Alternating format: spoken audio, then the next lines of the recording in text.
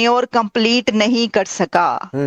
ये कैसी बात है कि एक भी वजीर आजम, एक भी प्रधानमंत्री, एक भी प्राइम मिनिस्टर ऑफ पाकिस्तान अपना टेन्योर कंप्लीट नहीं कर पाया, उसको उतार दिया जाता रहा।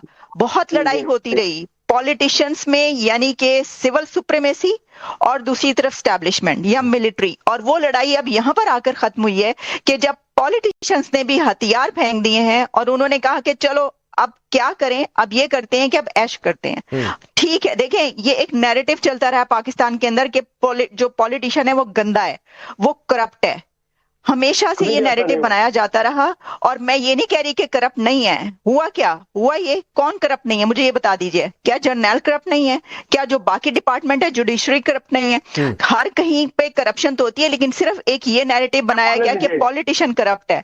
तो अब हुआ ये कि पॉलिटिशियन ने पॉलिटिकल पार्टीज, पीपल्स पार्टी जैसी पॉलिटिकल पार्टीज, पीएमएलएन जैसी पॉलिटिकल पार्टीज जो कहती हैं सिविल सुप्रीमेसी, उन्होंने भी वोट दिया है। ये बिल्कुल इस तरह है, अगर मैं इसको सम अप करूं एक सेंटेंस में, तो आप ये देखिए कि जो 27वीं की रात होती है ना रमजान में, 27वीं की रात को सब बड़े ही लग कर इबादत करते हैं, कहते हैं कि ये बड़ी ही बरकत वाली रात है। और वो तमाम लोग जो कि दिन के वक्त दूध में पानी मिलाते हैं और मिर्चों में बुरादा मिलाते हैं, ईंटों का चूरा मिलाते हैं, हर तरह की बुराई करते हैं, वो भी उस रात को बैठकर बड़ी लग के इबादत करते हैं और कहते हैं हमारे तमाम गुनाह माफ हो जाएंगे।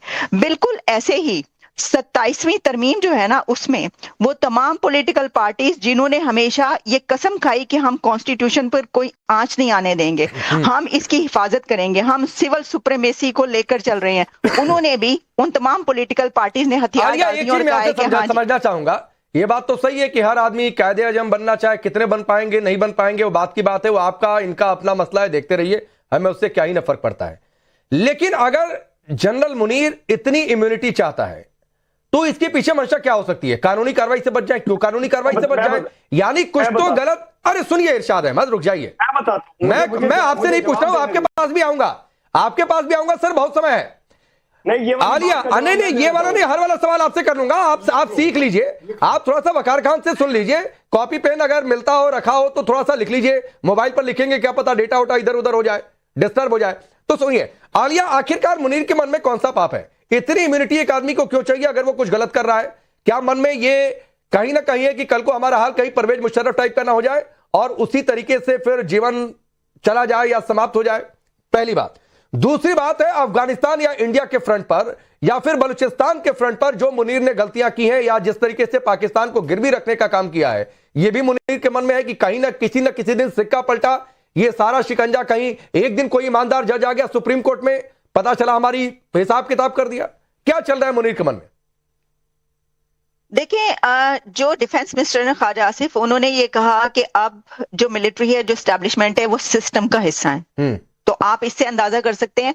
असल में होता ये रहा है कि अभी तक जो सिस्टम चलता रहा उसके अंदर हर 10-11 साल के बाद 10-11 साल के लिए मार्शल लॉ आता रहा है। लेकिन अब ऐसा लगता है कि ये इल्म हो गया या ये पता चल गया कि मार्शल लॉ का जो सिस्टम है ना, डिक्टेटरशिप का, वो कुछ सही नहीं चलता। इसकी वजह ये है कि 10-11 साल के बाद या 5-6 साल के बाद डिक्टेटर भी पुराना हो जाता है, लोग उसको बड़ा खराब कहते हैं, जूते पड़े होते हैं, बड़ी बदनामी हो जाती है और फिर सारा मलबा भी जो है वो डिक्टेटर्स के ऊपर आता है। तो ऐसा करते हैं कि कोई और एक ऐसा सिस्टम लाते हैं जिसमें हुक्मरानी तो हमारी ही होगी, सिक्का भी हमारा ही चलेगा, गहना भी हमारे ही माना जाएगा। अगर चल गया ये सिस्टम तो वेल एंड गुड, ठीक है। अगर नहीं चला, बहुत लॉस हुआ, तो किसके ऊपर मलबा आएगा? सिविल लीडरशिप पे, क्योंकि वोट लेने के लिए तो उन्होंने ही जाना है ना।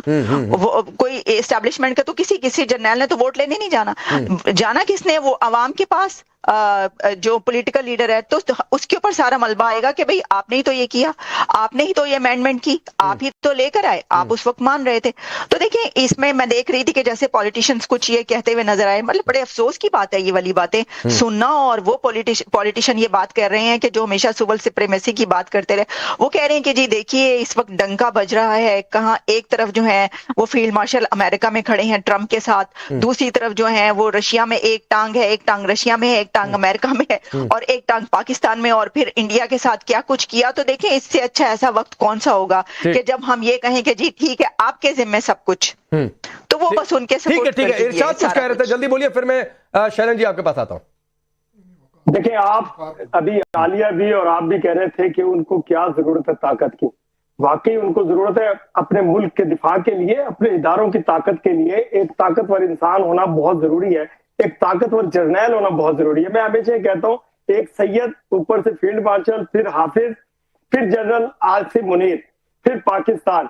पाकिस्तान जिंदाबाद। देखिए, मैं आपको एक बात बताऊं, ये अभी हमें पॉलिटिशियन को और हमारे आर्मी के इदारों को बुरा भला कह रही थी ये आलिया साहिबा, ये जो भी हैं, इनको ये चाहिए कि पाकिस्तान के खिलाफ किसी भी किस्म की बैठ करके हिंदुस्तान के चैनल पर खुदारा बात मत किया करें। हम आप लोगों की खवातीन की बहुत इज्जत करते हैं। आप अभी कह रहे थे पॉलिटिशियन करप्ट है, आप कह रहे हैं पॉलिटिशियन करप्ट है, आर्मी के लोग करप्ट है, ऐसी बात मत करें। मैंने किसी को दरमियान में बोला, मुझे बोलने बोला ये गलत है। आप आलिया मुझे बोलने दे, आप बोलते रहिएगा। मैंने सही बोला, मैंने सही बोला। मेरे लिए कह रहे हैं ना, आप शोर ना करें, आप बीच में शोर ना करें प्लीज।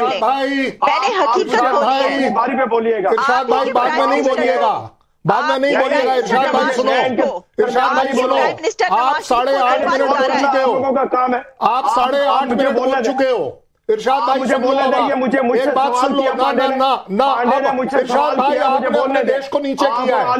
मेरे को कोई भी आदमी अपने देश को नीचा करता हुआ दिखता नहीं है, मैं उसकी इज्जत करने को तैयार नहीं हूँ। मैं आपके मुंह पर बोल रहा हूँ, आप अपने देश में बोल रहे हो कि जर्नल की ताकत ऊपर है, देश नीचे है। क्या बात कर दी आपने? अरे आपसे अच्छी तो वो मैडम है, नहीं देश के लिए ठीक बात कर रही है। एक चीज आता हूँ, एक मिनट, इरशाद अहमद सुनिए। आपने कहा ना कि ये जनरल की ताकत, देखिए क्या है, पाकिस्तान की सच्चाई यही है और इसी में वहां पर मान बढ़ता है। आप नहीं समझ रहे हैं, आप नहीं समझ रहे हैं। पाकिस्तान में चर्चा है कि इरशाद अहमद टिकट मांगने गए चुनाव लड़ने के लिए, इनको बस का टिकट मिल गया, तो ओरिजिनल वाला टिकट मिल जाए चुनाव लड़ने के लिए। इसके लिए जरूरी है कि मुनीर, चूंकि सिस्टम में तो मुनीर की तरफदारी करें, तभी नहीं हो सकता है कि एक्चुअल इलेक्शन का टिकट मिल जाए।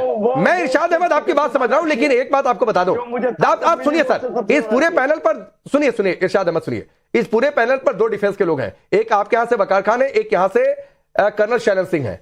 ये आप अपने मुल्क में, आपके यहां सिस्टम होगा कि आप अपने मुनीर, वकार खान, आप बताएं कि वो सैयद हैं, क्या है, नहीं है। सर हमारे हिंदुस्तान में नहीं होता है सर। हमारे, सुनिए सर, हमारे हिंदुस्तान में चाहे कर्नल शैलेंद्र हो, सुनिए भाई, चाहे कर्नल शैलेंद्र हो या भारत का कोई वीर सिपाही हो, उसकी जाति और धर्म नहीं देखा जाता है। लेकिन इस मुल्क ने हमीद को भी अपने सिर माथे पर बिठाया, जिसने पाकिस्तान के टैंक ऐसे बुम बुम करके उड़ा दिए थे। तो वो छोड़ दीजिए आप उधर, ये आपकी सबसे बड़ी गलती है जो आपकी सेना हर बार भूल फाकती है ना, वो इसलिए कि आप अपने जर्नैलों को, इरशाद अहमद सुनिए, आप अपने जर्नैलों को जनरल कम, फील्ड मार्शल कम, उन्हें मुल्ला ज्यादा समझते हैं। आप उनसे मौलवी वाला काम कराने के लिए ज्यादा इंटरेस्टेड रहते हैं, इसीलिए आपकी आर्मी बार बार हारती है और इसीलिए आपकी आर्मी प्रोफेशनल नहीं हो पाती है। अब सुनिए कर्नल शैलन सिंह ऐसे क्यों को घुमा रहे थे, उसके बाद मैं बाकी मेहमानों के पास जाऊंगा। इरशाद भाई सुनो, इरशाद सुनो, मैं वकार साहब आपके जो बैठे हैं ना, मैं उनसे आपको बुलवा देता हूं।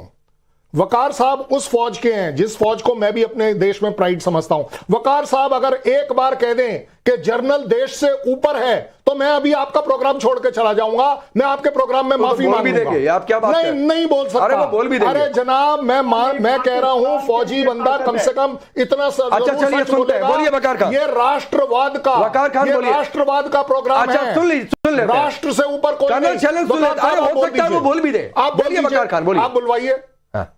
जी बिल्कुल, आई एग्री। देखें, जो मुल्क है वो सबसे पहले है, बाकी हर चीज सबऑर्डिनेट है। लेकिन इसमें अभी आगे मेरा आर्गुमेंट सुन ले, बिकॉज मुझे टाइम ही दिया गया। हाँ, नहीं भरपूर टाइम है।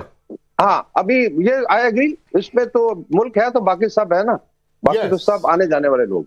अभी आ जाते हैं कि जो पार्लियामेंट ने कानून पास किया है तो give the credit to parliament, जो भी डिसीजन ले। मैं थोड़ा सा आगे चलूंगा कि आपके लेफ्टिनेंट जनरल CDS चौहान साहब हैं, अनिल चौहान, रिस्पेक्टेबल, वो रिटायर्ड थे, उनको एक कानून के तहत आपने 4 स्टार दे दिए या 5 स्टार जो भी है। तो ये आपको सूट करता था बिकॉज यू वांटेड कि यूनिटी ऑफ कमांड हो। अगर पाकिस्तान की पार्लियामेंट कोई डिसीजन लेती है तो let it stay with them. जो पार्लियामेंट है वो अकाउंटेबल है टू पीपल।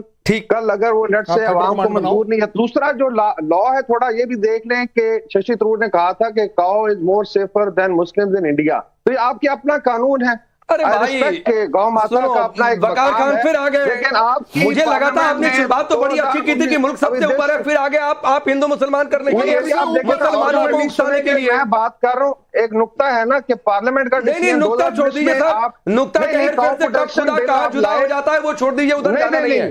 मैं आपसे एक बात पूछ रहा हूँ, वकार खान आप ही से पूछ रहा हूँ, एक सवाल मुझे, एक सवाल का मुझे जवाब दीजिए, एक सवाल का मुझे जवाब दीजिए, अनलिमिटेड इम्यूनिटी जनरल को क्यों चाहिए? दिस इज नॉट, कभी कोई कानूनी कार्रवाई ना हो पाए ये मुनीर को क्यों चाहिए इम्यूनिटी? मेरा ये सवाल है। ये तो पार्लियामेंट का डिसीजन है, कल नहीं पार्लियामेंट व्यू दे दो। आपको लगता है ये ठीक है कि आपको लगता है इम्यूनिटी मिलना किसी को भी ठीक है? एक डाटा है। आप सर मुझे सिर्फ ये बता दो कि किसी को भी पाकिस्तान में इस तरह की इम्यूनिटी मिलना ठीक है? ये तो फिर नहीं, मैं जो सवाल पूछा वो तो जवाब देना पड़ेगा ना सर, कि इम्यूनिटी मिलना इंसानियत के तौर पर, देश के तौर पर ठीक है? आप बोल देंगे ये बात इस टीवी प्रोग्राम पर? Retired lieutenant general as the CDS, आपने भी तो गलत किया है ना? क्या हमने क्या गलत किया? पाकिस्तान की क्या एक रिटायर्ड लेफ्टिनेंट जनरल कौन से कानून कहता है कि रिटायर्ड को आप लगा सकते हैं? अरे आप बनाइए, उससे दिक्कत नहीं है भाई, मैं तो ये पूछ रहा हूँ, आप बनाइए, एक्सटेंशन दीजिए, कोई दिक्कत नहीं है। ये किसी भी सरकार का फैसला, मैं पूछ रहा हूं, मेरा ऑब्जेक्शन सिर्फ इतना है। ऑब्जेक्शन क्या, ऑब्जेक्शन भी क्या होगा? आप देते रहे इम्यूनिटी, मुझे उससे क्या ही फर्क पड़ता है, आप देते रहिए।